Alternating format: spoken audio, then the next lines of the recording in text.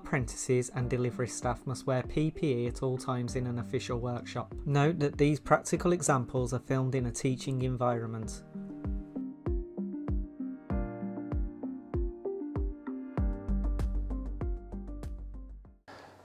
So now we've got our double sets in place and in line. The next thing to do is to cut the pipe to the correct length. And what we're looking for here is from the end of our box to the centre of our through box, I'm looking for 550mm. So as I said then, we want 550mm to the centre of our through box. So the first thing I need to do is set at this end where my pipe's going to end. Now you may recall we needed at least 150mm there to clear the end of the obstacle. So I'm going to give myself just a little bit more to play with, about 170 there, just to make sure that I'm comfortably clear. And I'm just going to mark the pipe just where that ends there.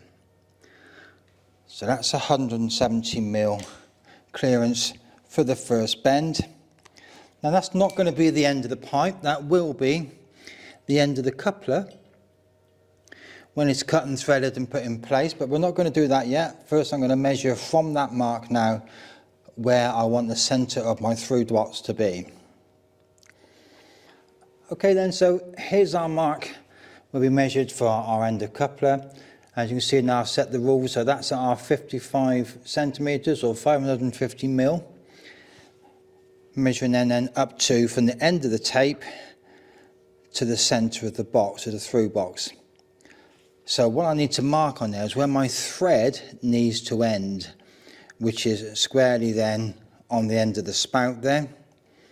So I'll just give that a slight mark there.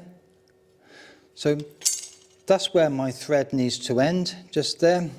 So what I'm going to end up doing is cutting the pipe just about there, and then threading up to my mark there. So when it's screwed into the box, that's where it's going to end.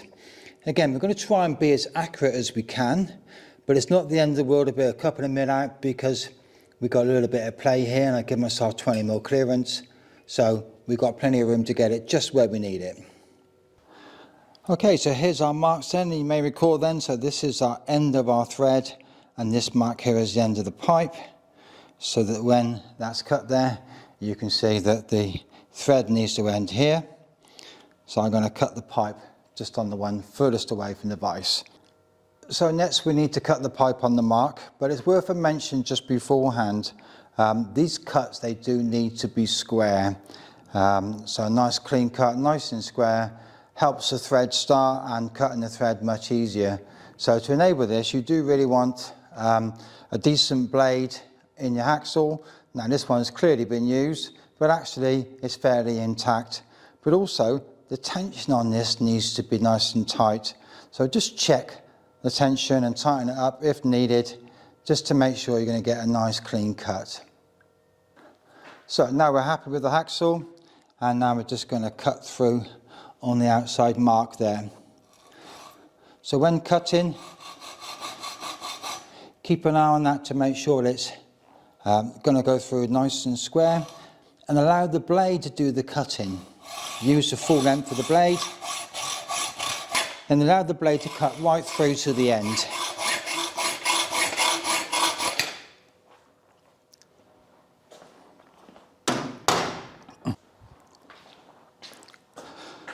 So now I've still got my mark there where the thread needs to end, so what I'm going to do there is just score that now with a hacksaw, because when we start threading that, all the cutting grease and everything for the thread is actually going to rub that mark off. So now I've got a little score on there just so I can see where that needs to end.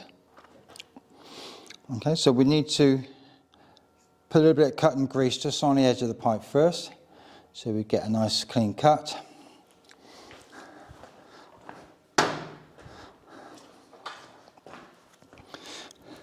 Okay, on your dies, make sure everything's nice and tight, the handles are in nice and tight, and the ends are down there nice and tight. And it's important to remember that when you're using the stocks and dies, the energy, the leverage is actually at the end of the handles here. The temptation is to try and grip it in the middle to put some energy on there, but you just end up pushing the conduit bend around the workshop. You need to apply the energy onto the end of the handles and to get that to start. So I've got one foot on the bending machine and a nice even pressure. And once you started, then just simply rotate away.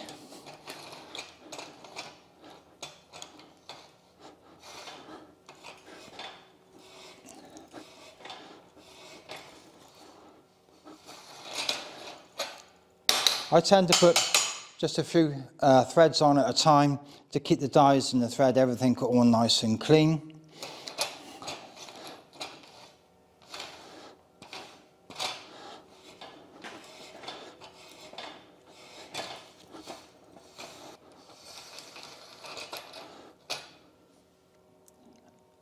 So as you can see, even though we've got the cutting grease and everything on there, you can still see the hacksaw mark where the thread needs to end. So I'm going to continue this thread. I'm going to take it just to before the mark. Not right up to it, but just before, and then I can tighten the box up to the mark then.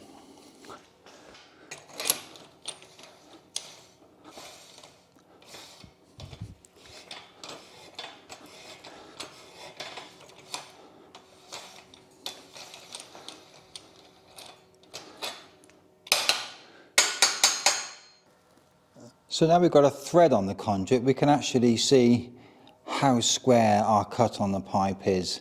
And that one's sitting nicely, sort of in the groove of the thread. If we'd cut it sort of at a bit of a weird angle, then we may be cutting through two or more of the threads, which wouldn't be any good if you were looking for a square cut. With the conduit threaded, we now need to make sure that we've got rid of any burrs on the inside of the pipe so they don't damage any cables being pulled through. So here we've got a reaming tool which will go in there and clean that up for us. Get that run round, get rid of all the loose edges. If you don't have a reaming tool, you can use a kind of rat's tail file or something similar just to clean that up.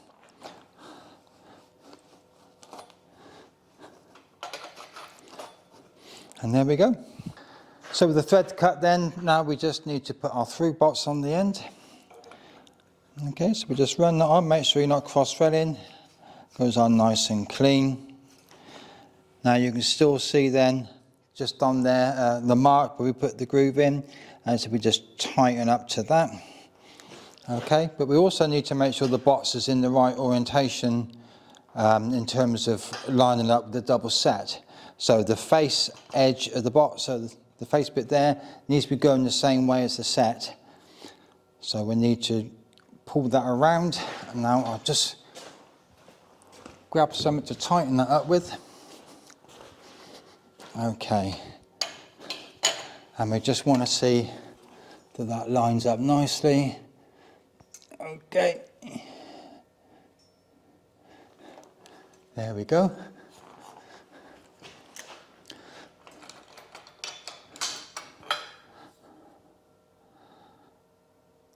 Okay, that is going to need to go around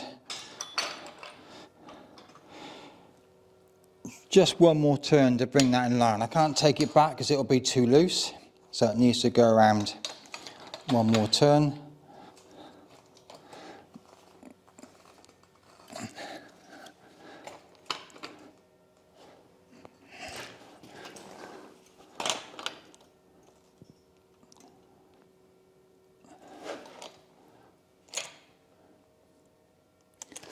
Okay, let's see how that looks.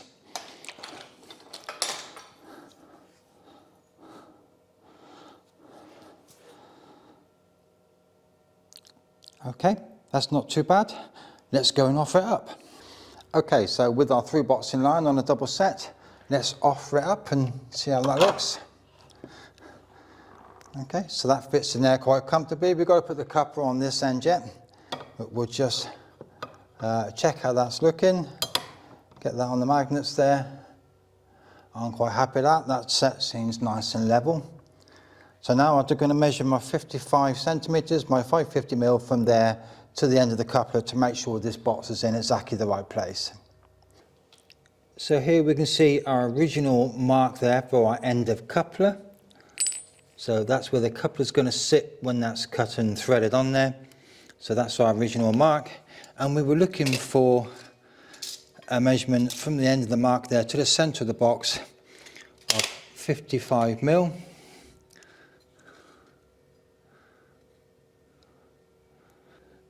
So that's still within a mil or two, 55mm from the end of the tape to the centre of the box. So that's 550mm, 55 centimetres.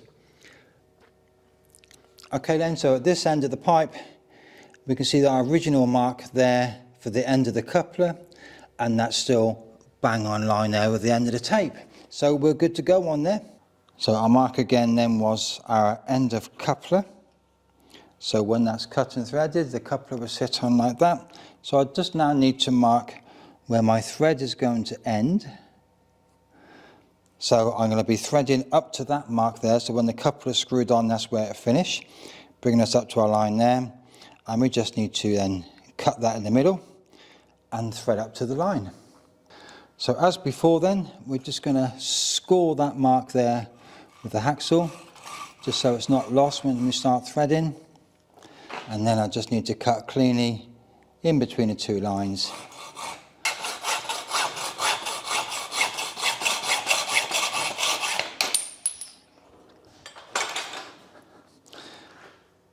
So a bit more grease just on the end.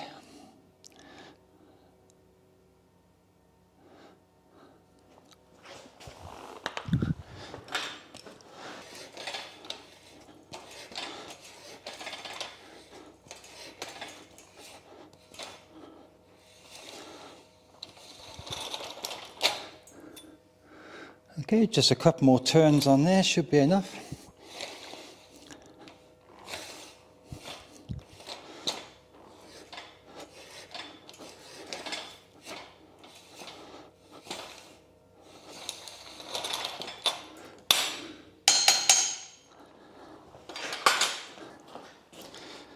Clean the end.